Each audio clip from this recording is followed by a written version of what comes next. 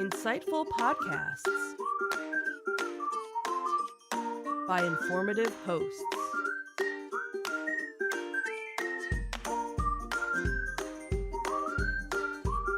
Insights into Things, a podcast network.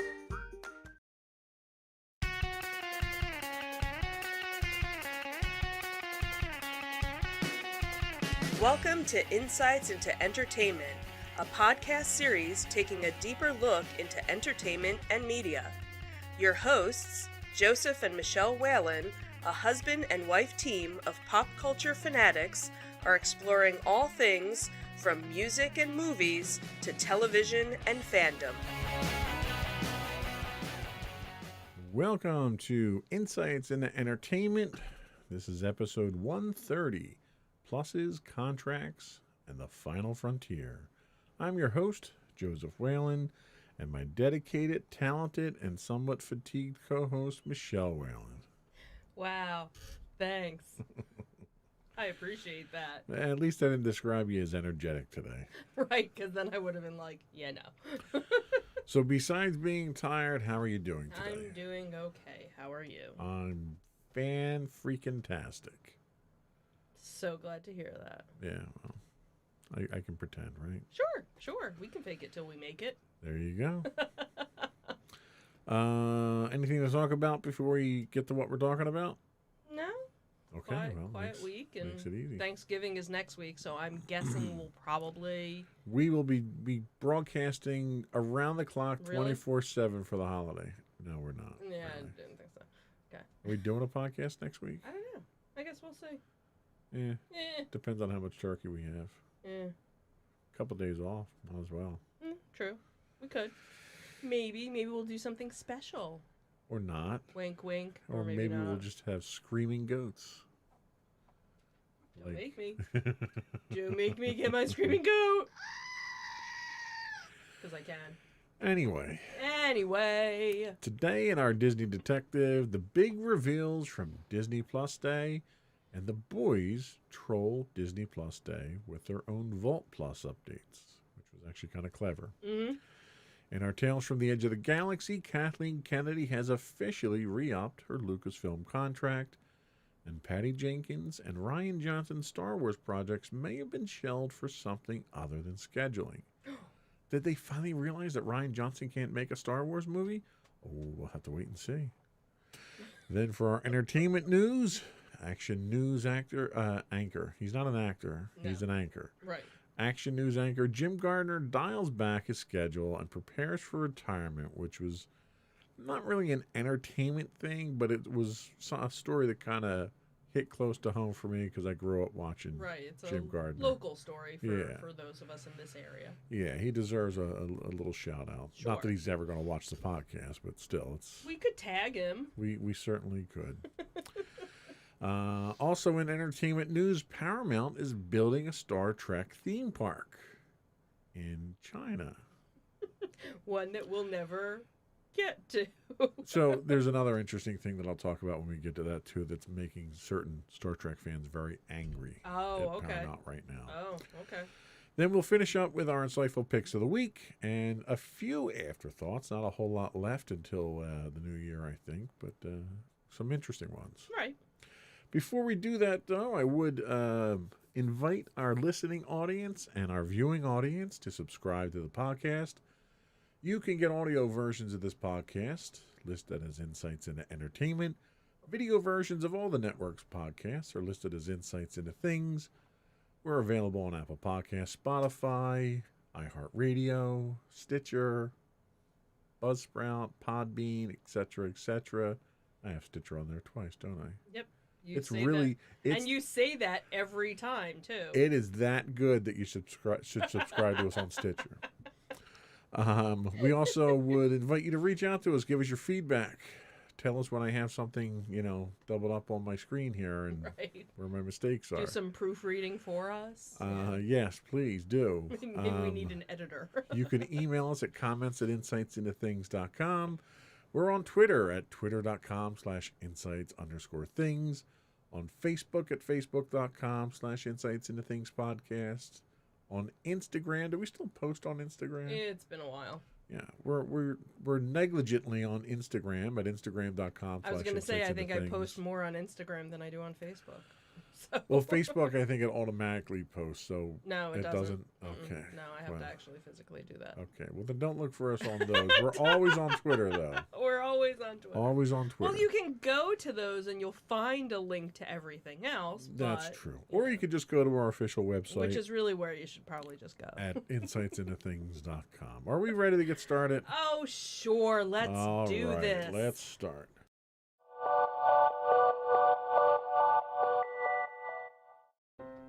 Go for Disney Detective. So Disney Plus is going big on Marvel. So last Friday, the streaming service announced several new animated projects and confirmed others that had been rumored to be in development. Disney Plus also showed off the first footage for upcoming live action shows Moon Knight, She-Hulk, and Ms. Marvel, as well as the Marvel Studios special that debuted on the service to celebrate Disney Plus's second anniversary. So among the newly announced projects are X-Men 97, Spider-Man Freshman Year, and Marvel Zombies. So X-Men 97, which is due out in 2023, continues the story of the beloved 1990s animated X-Men series, which ran from 1992 to 1997 and was praised for its sophisticated serialized storytelling that has been cited as an inspiration by such creators as Loki director Kate Herron. Beau DeMayo, known for his work on The Witcher, is going to be the head writer. Spider-Man Freshman Year is an animated show exploring Peter Parker on his way to becoming the MCU's Spider-Man.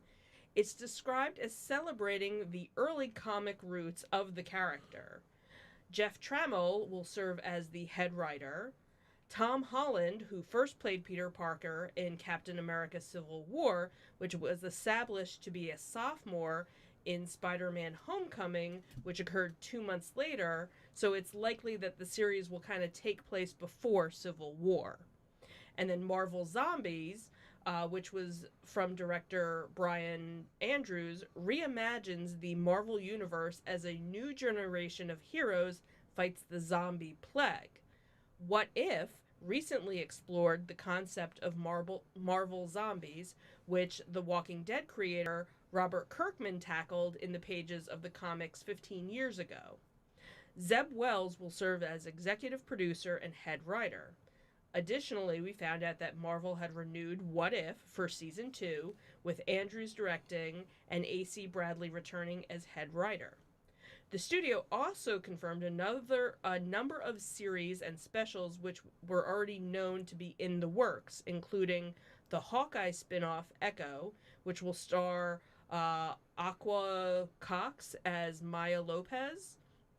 Marvel also revealed that the Catherine Hahn WandaVision spin-off is titled Agatha, House of Harkness. In addition to the news of these upcoming shows, Marvel unveiled the first footage of Moon Knight, which stars Oscar Isaac. Woo! She-Hulk, which is starring Tatiana Maslany, and Ms. Marvel, headlining by newcomer Aman Vellani. Marvel's next series, Hawkeye, will debut November 24th. So Disney Plus Day came 2 days after Disney earnings revealed sluggish growth for the streaming service. But Marvel closed out Disney Plus Day with the types of reveals that fans had been hoping for regarding Star Wars but did not receive. While Lucasfilm has a number of series coming up, such as the Diego Luna's Andor, no footage was actually shown. However, Obi-Wan Kenobi, which is starring Ewan McGregor, had just some, were just featured in a little bit of a sizzle reel with director Deborah Shaw, and basically just included concept art. So, yeah, they went pretty heavy on Marvel with Disney Plus Day, but we kind of figured that. We knew the number of these were coming already. Right. There wasn't anything that was kind of a surprise, but it was nice to get the first looks at a lot of the different things. But like you said, definitely heavy on the Marvel, and maybe because of they didn't tell as much with the Star Wars because they've been talking about the Star Wars for a lot of it, I guess. But it was definitely, and I think, interesting to hear and see. Some of that Star Wars is getting ready to drop right now, too, where some of the Marvel stuff is a little bit further out. Most of the stuff is, some of it's for 2022, some of it's not even until 2023. So who knows with everything else that's going on, what else will get, pushed out or what got pushed out to make room for these things. But it's nice to see, it's a nice collection of different things kind of sprinkled. What's throughout. Interesting is this comes a day or two after Disney had announced that their growth for Disney Plus subscribers has been rather sluggish. Right. So I don't know if this is one of these things where they're kind of taking a shotgun approach of, okay, here's all the stuff that's coming out. We've got more. We know you've liked these shows here. Right. So we're getting spin-offs of everything, which is exactly what they did last year with The Mandalorian. Right. They wound up announcing all these spin-offs for Star Wars. It didn't bring the numbers in that they wanted. So now they're doing basically the same thing with Marvel. Right. Is that going to bring the numbers for them? And that's the thing, too, is that you have you have a couple of different types of subscribers. You have the person that, I'll just pay the full year, whatever. They pay the lump sum and they do it. Or you have the person who, you know what, I'm just going to wait till the series drops and then I'll just get it for 2 months and watch. Binge everything. And that's the thing, too, is what Disney does is they don't necessarily drop a whole season. Right, they don't Netflix it. They, so you have to wait a month or 2 months for everything, if that's the way you want to do it. Yeah. So those are the people that they have to schedule their time. Well, the other thing to make sure they cancel it, in enough time. The other thing to keep in mind is they've tried the scattershot approach in the movies with Star Wars. True. And didn't get buy-in, where they do get buy-in from the Marvel side. Right. So maybe having all these Marvel shows will be a key. And you also have to take a step back and realize Marvel already went through and had a whole bunch of series out in the television land with the Netflix series. True. And they were insanely popular there. Right. Now, the fact that they didn't bring any of those over to Disney Plus is kind of puzzling. It makes you kind of stop and scratch your head for a bit there.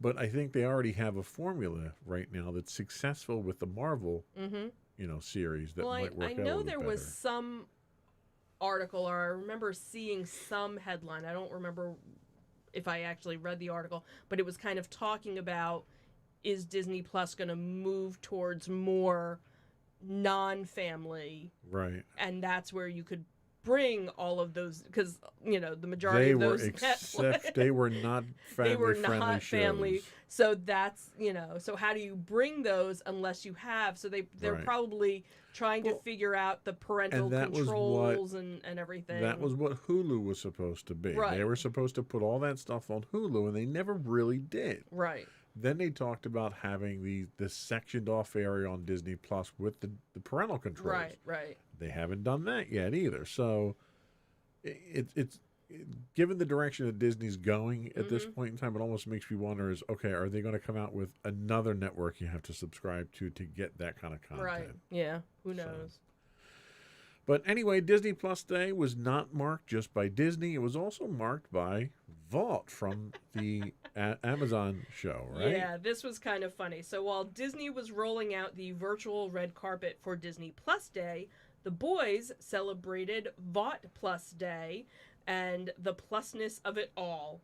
So Friday's Disney Plus Day came with first looks and trailers and announcements on various movies and shows across the Disney brand, but it also brought out the maniacs behind the boys for their own version of Disney Plus Day. Inside the superhero-centric world of Amazon Prime's Video's Emmy-nominated satire, Vought is the big corporation on the block with Vought-themed theme parks, cinematic universe of movies that they actually call the VCU, and a Fox News parroting news network. So in response to Disney Plus Day, Amazon announced Vought Plus Day, and Vought rolled out its premier soups from the 7, including Homelander, Starlight, A-Train, Black Noir, Queen Maeve, to showcase all of the entertainment coming to the fictionalized Vought Plus streaming platform, each of them ending their presentations by emphasizing the plus of it all. So with Vought Plus, you have the power to control the greatest content in the world, Homelander says in a promo. There are movies and shows from Vought Studios. Titles like Terminal Beauty, starring Popclaw, the Invisible Force movies, starring Translucent, and the Mesmerizer series, starring Mesmer. Also, there's fashion, news, sports, and pop culture coverage. Programs for women that tell the stories we want to see, says Starlight and Maeve as they riff on corporations promising diverse and inverse storytelling. From urban beats to city streets, shows that put diverse voices front and center, says A-Train. Vought Plus was previously discussed on 7 on 7, which the boys' in-world news segments that have been released online every month to prep viewers for Season 3. So now all that's left is for Amazon marketing team to launch a working not Disney Plus, but Vought Plus website. Yeah, I thought that was kind of funny, and I'm reading over the article and going down that list of names. I'm thinking, okay, he's dead, and he had his head blown up. And they brought back all the dead characters. Yeah, thinking, wow, okay, I guess they got stock footage. Okay, sure, that works. But yeah, I mean, it's kind of what we expect from absolutely, the creators of that show. It's Yeah. a very, very well done, very, very tongue-in-cheek look at superheroes. We're very interested in when that one comes back. Yeah, that's definitely on the watch list. So I think that was all we had for our Disney Plus, right? Disney Detectives. Disney Detectives. Plussing it. That's right. A lot of pluses here. That was it for Disney Detective. We're going to take a quick break, and we'll be right back with our Tales from the Edge of the Galaxy. Plussing it.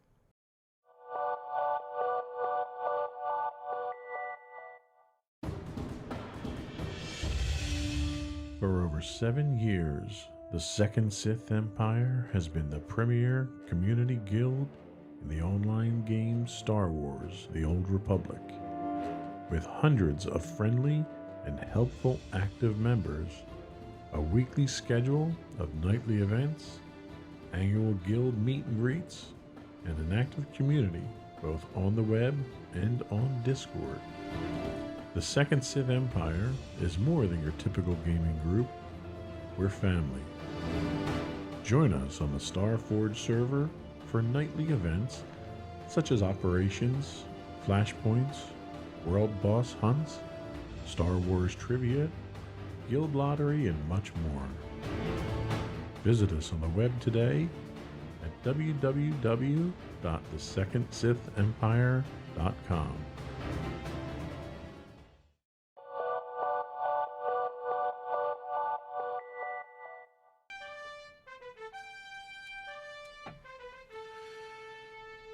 This week on our Tales from the Edge of the Galaxy, Kathleen Kennedy has re-upped her Lucasfilm contract for 3 more years.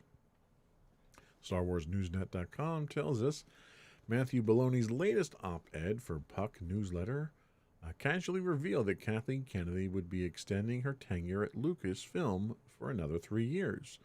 Quote, Kennedy has a lot of good things happening at Lucasfilm, and I'm told she recently re-upped her deal for another 3 years.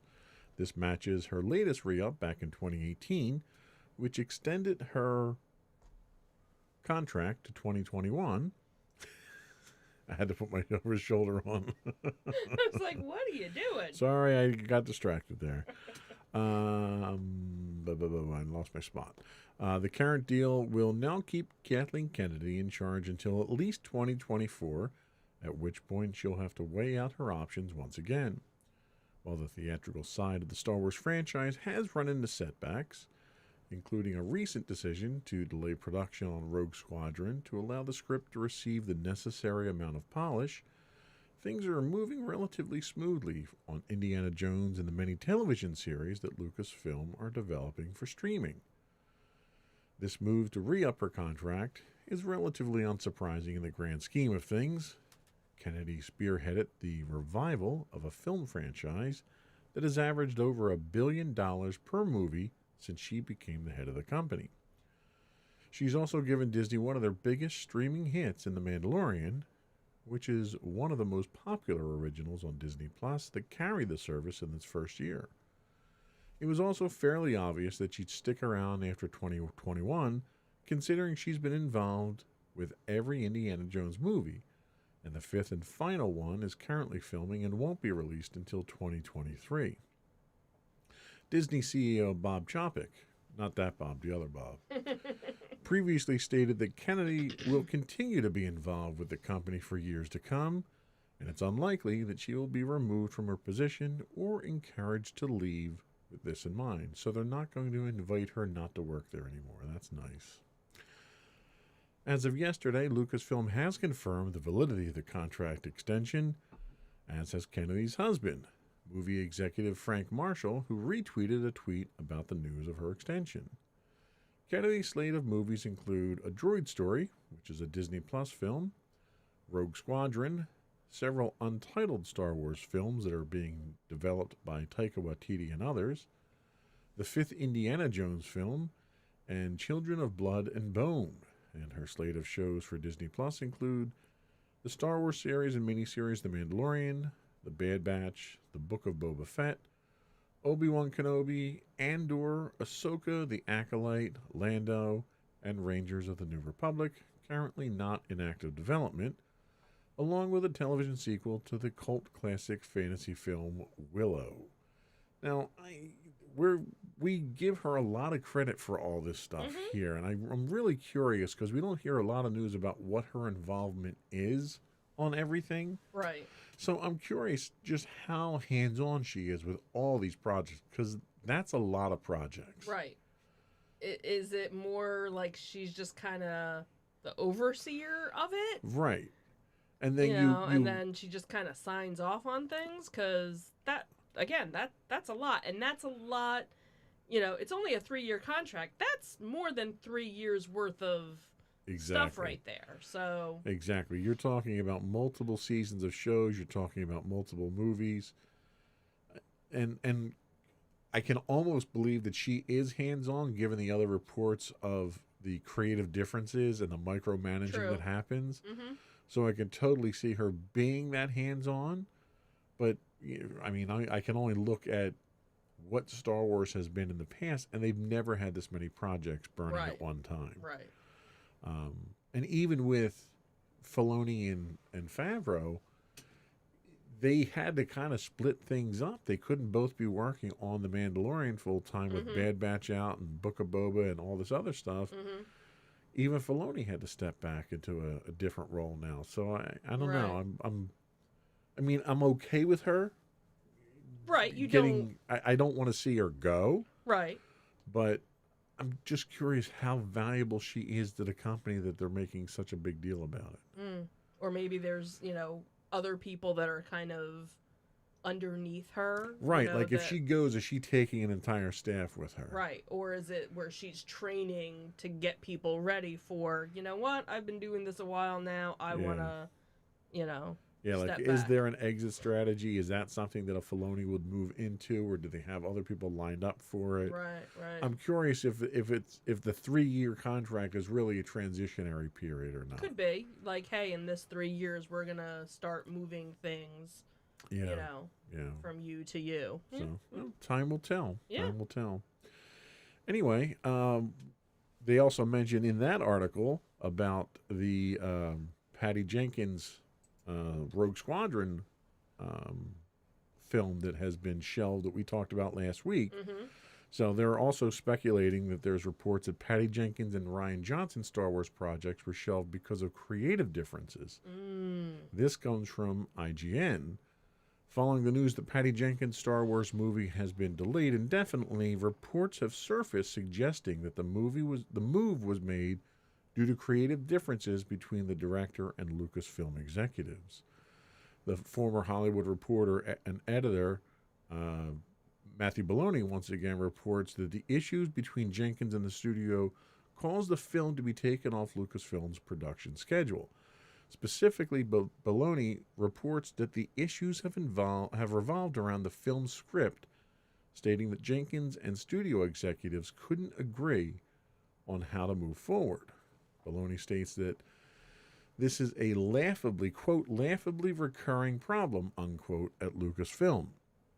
According to the article, a number of agents have previously reported that top filmmakers are often keen to sign on for a movie with the franchise, but find themselves hampered by issues of micromanagement and plot point by committee processes. Bologna cites that similar experiences were held by Game of Thrones showrunners David Benioff and Dan Weiss, who, quote, bailed on creating a Star Wars trilogy, as well as Rian Johnson's own trilogy having been shelved, thankfully. Jenkins' Star Wars film was originally announced in December of 2020. Disney revealed at the time that the film would be called Star Wars Rogue Squadron, and that it would be the first title in the franchise to feature a female director. While the title shares its name with a franchise-based video game, Disney confirmed shortly afterward that Rogue Squadron would not be an adaptation and instead would feature its own original story. While little else is known about the film's plot, the future of the film now appears to be far from certain. If production does resume again in the future, it's likely that fans won't see anything from the film for some time yet. Now, with that in mind, it does open the possibility up to some of these other projects taking on more limelight and getting more resources. True. We reported a few weeks back that Taika Waititi was actually out doing location scouting for his movie. Mm-hmm. So we may see that move forward. We already know that principal photography for many of the shows is already done for Andor, Obi-Wan, and a few others. So there's not a lot of resources tied up with those at this point. We reported that Mandalorian started filming a few weeks ago. So we know that one's under production. So I'm curious how shelving these other projects is going to affect this shotgun effect of projects again. Right. They've got a lot of irons in the fire right now, and even, operating as Lucasfilm and Disney, there's a finite amount of resources. Right.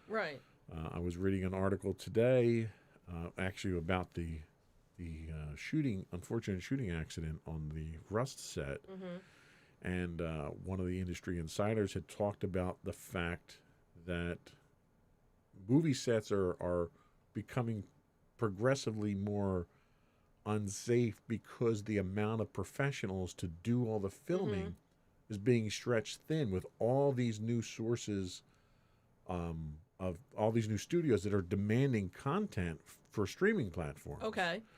And they made an interesting point about the fact that we're producing more content than ever, and as a result, they're cutting corners on a number of these things now, which was a testament to the unfortunate accident on that set.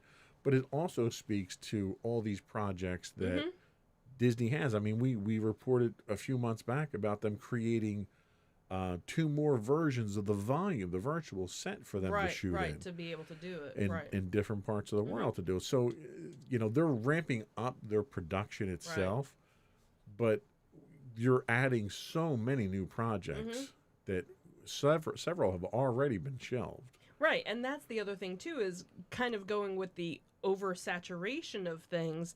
You have to, think back to when, a show would come out September, October, and it would run for a couple of months, and then they'd go on hiatus for, a couple of months, and then they'd come back, and, they'd finish up in May. And then you didn't see the show again until, the following year. Yeah. And then if you talk about like British television, they'll do a season and then it's like 3 years before the next season, comes up. But now we've gotten so accustomed to this. Okay, when's the next one? And because there's so many, like you think about like shows like Stranger Things, okay, and how long it's been since the last season of Stranger Things. It's been like 2 years, almost 3 years, and like the next season's not even coming out until next year. Yeah. You know, and then you get other things that you know, like the Karate Kid, that Cobra Kai, it comes out a little bit more, you know, frequently, and it's kind of like, unless you put it on a calendar and really see how it is, and there's just so much out there, because again, you have all these different streaming services, where back in the day you had 3 networks and that was it, and you didn't get anything else unless you went to a movie. And even then, you still didn't have your as many movies out. 3 months, 4 months of first run, and then you went in the reruns, and all the networks went in the reruns. Right, and and then you had, you know, your Fox or your syndicated you know, station, and that's where you saw your, you know, reruns of things, and that was it. Now, every station, you know, I've lost track of how many different streaming services there are now, and obviously there are the ones that have the more reality base, so that, you know, but you know, all these other ones like Paramount has a plethora of stuff, and you have, you know, Discovery, and you have Disney Plus, and you know, Amazon and Netflix and all of these, and they all have so much. So, you know, it's like, okay, we're going to put this now. We're not going to do it now because we can't. But it totally makes sense, you know, along with all of the supply chain issues. Have to feed this beast. You have to feed this content-consuming beast. Right. And there's only so much content that you can churn out, because there's only so many people that you can hire to do full productions. To do the jobs, I mean, you look at some of the stuff they're producing on Disney Plus, and you're looking at producing, you know, half of a feature film for every episode that you're doing. Right. Like, that's a lot. You know, you do an episode of The Mandalorian, 2 episodes, and you got a feature film. Right. And you figure there's usually 8 episodes per season, so that's, you know, 4 movies that you just made for that. Yeah. So I think they need to be a little bit more picky and choosy about what they're releasing here. I think this idea of, okay, we're going to announce 15 shows and maybe 4 of them make it the press. Right. You know, that's the practical approach to it. But when you announce 15 of them and you get everybody's hopes up, you're going to have very angry consumers. Right, exactly. It's better off to just not say anything until it's actually in production. Right. And it's almost like, so do they announce these things to see what kind of reaction they get, to see which direction they should be going in? You know, we didn't do Rangers of the Republic. Was it because we got rid of, I can't remember her name now. Cara Dune, yeah. Was that it? Or was it because we didn't really get the reception to that title that we were hoping to get? Right. Like, are you using your audience as a focus group?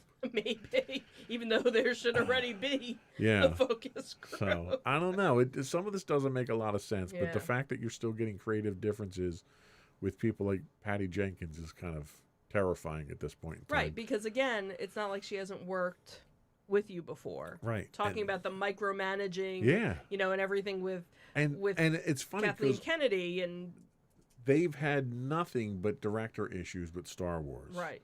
They've had some director issues on the Marvel side of things, but they're you know, with Solo, they switched directors literally 75% of the way through the movie. Right.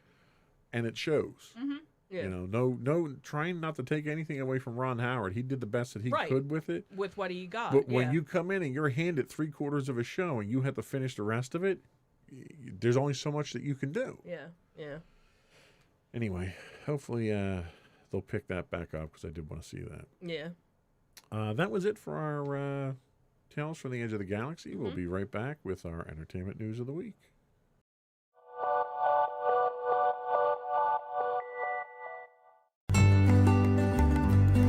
Insights into Teens, a podcast series exploring the issues and challenges of today's youth. Talking to real teens about real teen problems. Explore issues from braces to puberty, social anxiety to financial responsibility. Each week, we talk about the topics concerning today's youth. We look at how the issues affect teens, how to cope with these issues, and how parents, friends, and loved ones can help teens handle these challenges. Check out our video episodes on youtube.com/insightsintothings. Catch our audio versions on podcast.insightsintoteens.com or on the web at insightsintothings.com.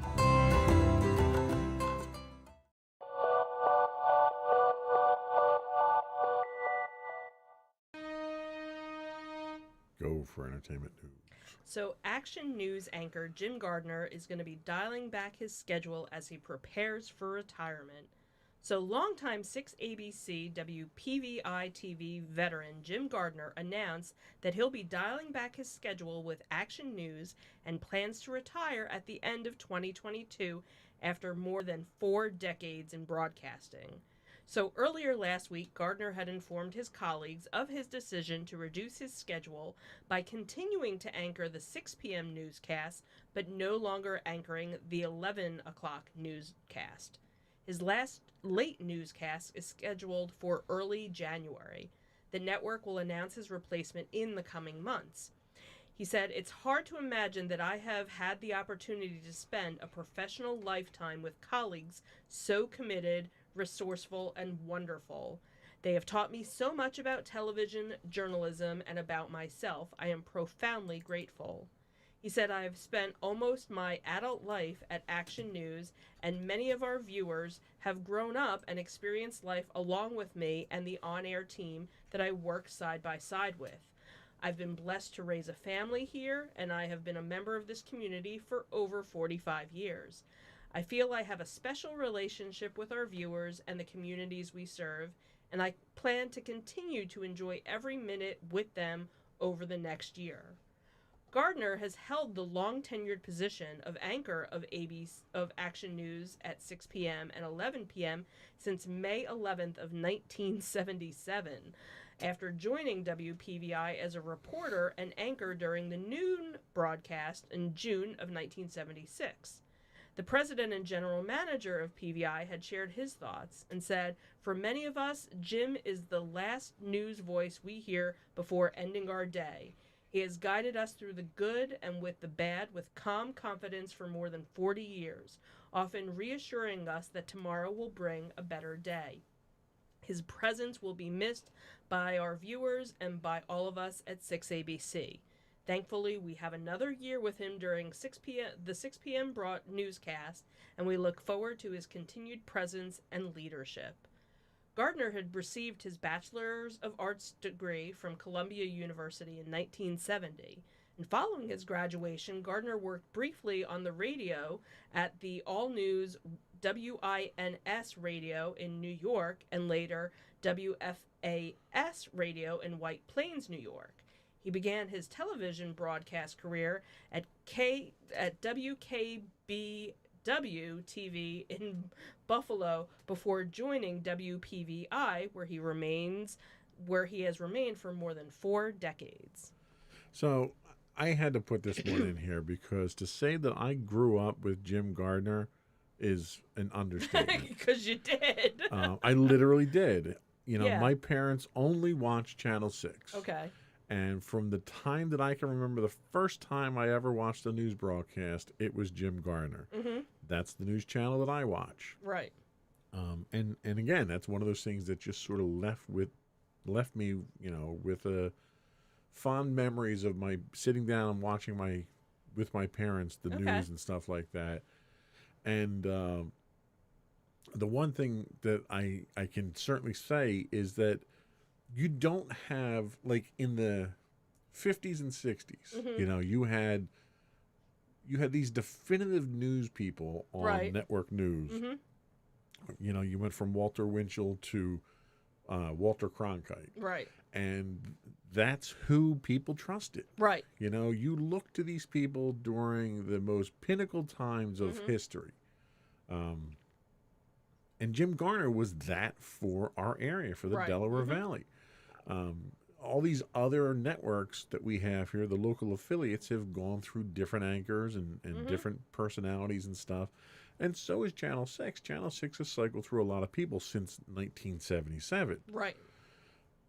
No one's been around like Jim Garner's been around. And he's developed a rapport with the audience that you can trust him as being impartial. And that's something to be said in the caustic news environment that we have today that is over-biased, oversaturated with political, you know, I don't want to say corruption, but political contamination. Okay.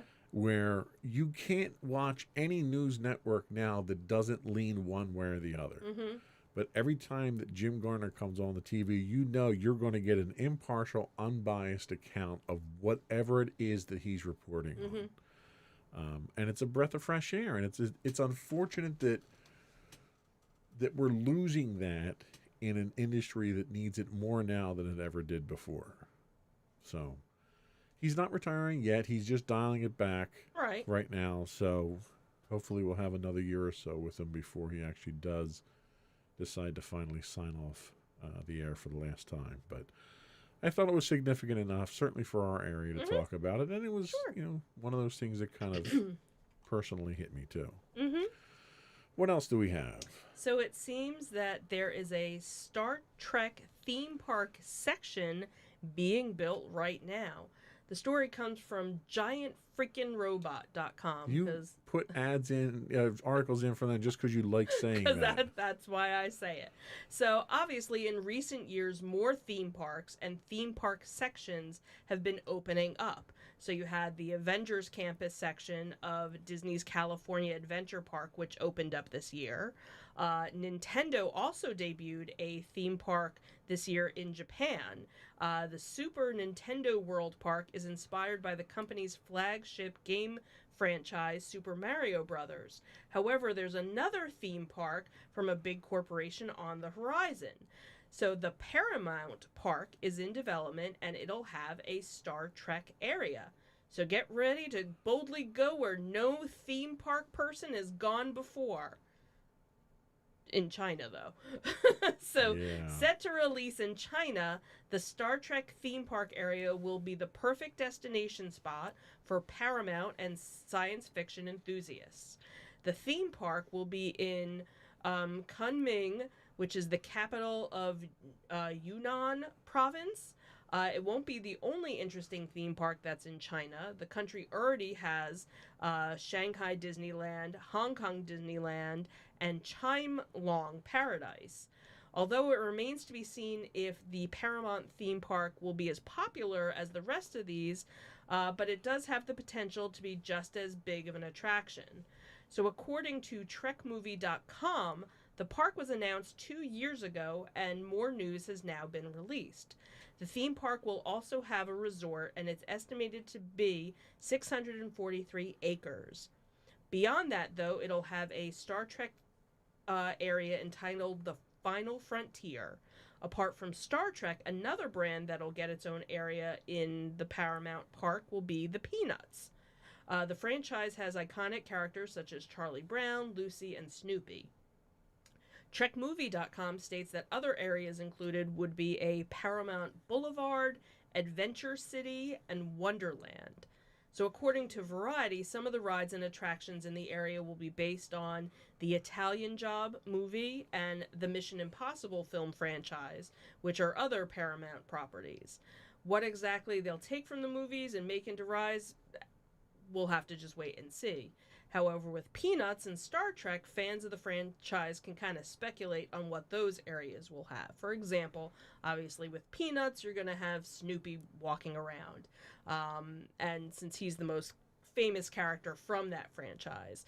So obviously, maybe they'll have different attractions based on some of their animated specials, like The Great Pumpkin or, Charlie Brown and Snoopy, the musical, which could be turned into attractions. And then obviously for Star Trek, you're going to probably have some sort of iconic ship in the park. Obviously, you'll have a plethora of aliens walking around, Vulcans and Klingons. So who knows what, each of the areas will have. So Variety reports that the theme park's resort will cost $8 billion to make. And it'll be a while before we see it because the estimated debut date isn't until 2024. So I guess the biggest question that should be asked here at this point is, why China? Is Star Trek big in China and I'm not aware of it? Maybe.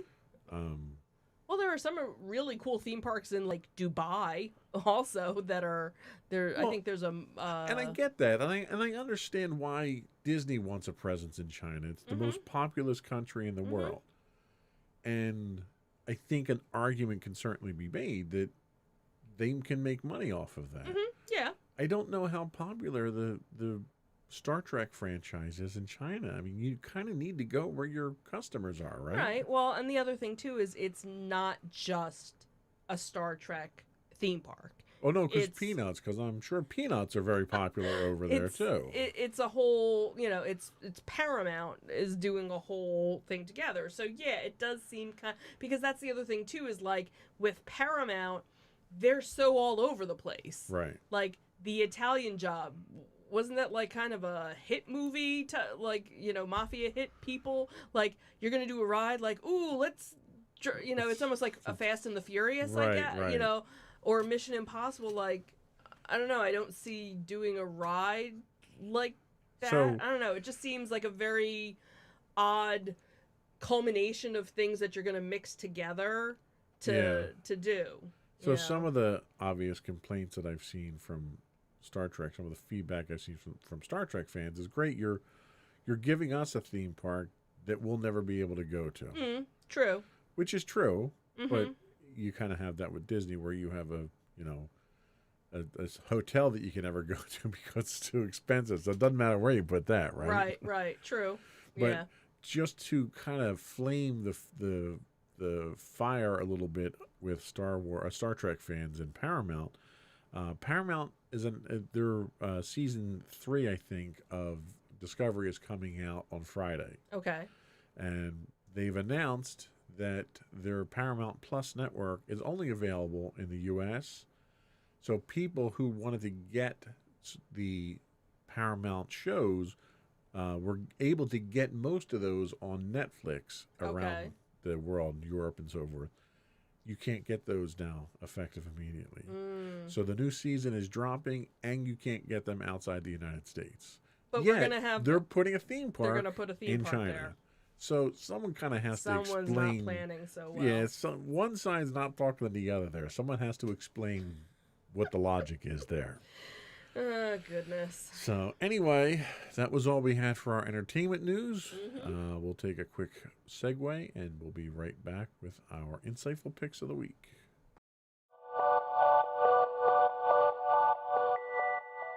Go for your insightful pick. So my insightful pick this week is a Netflix limited series, which just 7 episodes, 1 season, nothing else.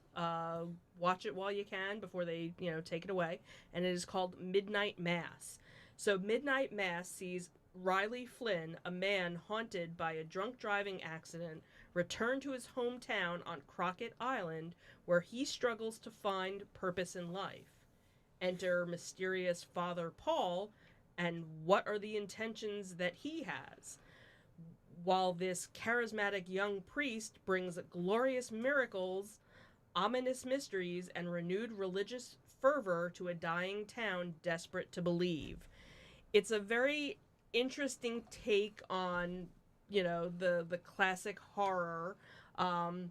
You have this sleepy town that they talk about, people are getting older, there's not new blood coming in to the town, and you have some people that are kind of moving away, and all of a sudden their local priest goes on sabbatical, and now he's this 80-year-old priest, and this young 40-year-old priest comes back and kind of revitalizes things, and now everybody seems to have more energy and more joy, and what's going on with this? And then you kind of find out that there's a quote-unquote angel that's helping out with things, and then it kind of turns on its head and everything goes up in flames, literally.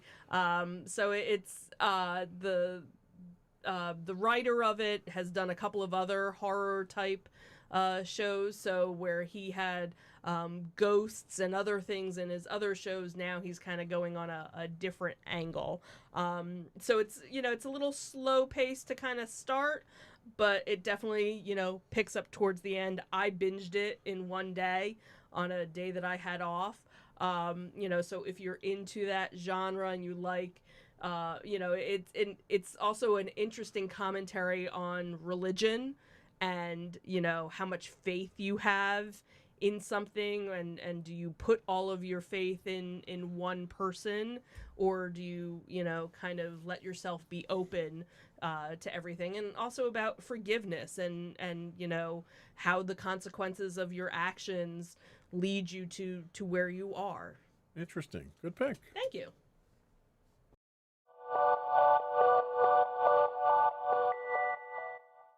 So my pick this week, I decided to go kind of cheesy on it, and picked Shang-Chi and the Legend of the Ten Rings. Zhu Shang-Chi is the son of Zhu Wenmu, the founder of the Ten Rings. Since his childhood, Shang-Chi underwent a brutal training regimen that turned him into a formidable martial artist. However, on a mission to avenge his mother's death, he chose to abandon the Ten Rings and leave his family past behind. Seeking to start a new life outside of his father's shadow, Shang-Chi fled to the United States, maintained a peaceful life under the name of Sean with his friend Katie Chen. Eventually, the Ten Rings targeted Shang-Chi once again, so he joined forces with Chen and his sister Zhu Jiling in order to oppose Wenwu in his quest to breach the Dark Gate of Ta Lo, which unleashed the Dweller in Darkness and the Soul Eaters. Unlike with most other Marvel characters, I had little to no exposure to Shang-Chi from the comics myself, so I didn't know much about the original character or backstory, which was kind of refreshing going into the movie. Having come off the relatively formulaic and disappointing show that was Black Widow, my expectations were exceedingly low. The high point of the MCU these days, ironically, isn't the cinema, it's in the serialized stories told on Disney+. I was pleasantly surprised when Shang-Chi surpassed those painfully low expectations. The character seemed more genuine than the typical cookie-cutter character served up in the MCU. There was a general feeling of sympathy, even for the villain, by the end of the movie, something you don't often find encouraged in the typical black and white world of the MCU. As expected, the special effects were top-notch. What was a refreshing surprise was the actual fighting. As the main character grew throughout the movie, his fighting style changes to reflect his mindset, which gave the character a truly metamorphic quality. The fight scenes themselves were spectacular. They showcased a plethora of fighting styles in an intricate choreography similar to that of a ballet, and were artistically done. We skipped the corny love interest line, which was nice, and saw that people could be motivated by family and friends entirely.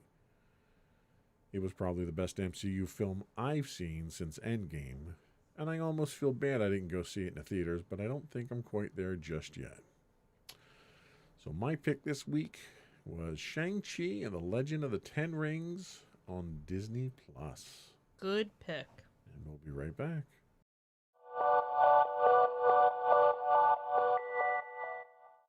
So I think that is largely all we had for the show this week. Before we do go, you did have a couple of afterthoughts, right? Yeah, we have the two Comic Cons and Comic Con and a Comic Super toy show that are both on the same day. One is in Ocean City, Maryland, and that is the Ocean City Comic Con, which we will be attending, and that is December 11th from 10 to 5 p.m. If you are in the Allentown area of Pennsylvania, There is the Pennsylvania Toy and Comic Super Show, also on December 11th, and that is from 10 to 2. So it looks like those will probably be the last convention-y type things for the end of the year, but we also have a lot of holiday stuff that's going to be in the area, so we'll probably include that next week with all the different light shows and different things to go and see. And I'll do some research and find some of the other ones in the area, so we're not just talking about our area. So for anybody listening, that would be nice. Where they can go and find everything. That would be nice. Before we do go, I want to once again invite our listening and viewing audience to subscribe to the podcast. Audio versions of this podcast can be found listed as Insights into Entertainment. Video versions of all podcasts can be listed as Insights into Things, and you can find them anywhere you can get a podcast: Apple, Spotify, etc. Stitcher twice. Stitcher. Sounds like a law firm. Yeah.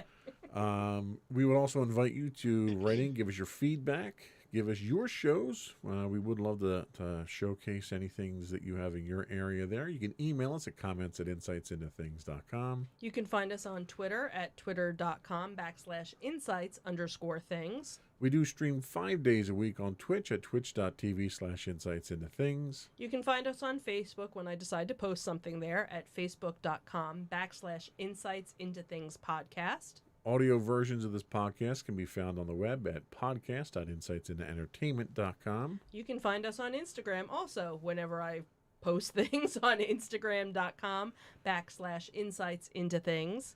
Video versions of the podcast can also be found at podcast.insightsintothings.com. And for video version, no, you did the video versions, didn't you? I didn't do YouTube. YouTube, that's it. I knew there was a video thing somewhere around. So if you find us on YouTube for all of our videos, it is youtube.com/insightsintothings. Or you can get links to all that on our official website at www.insightsintothings.com. And that is it. That's it. Another one in the books. Have a good week, everyone. Bye. Bye.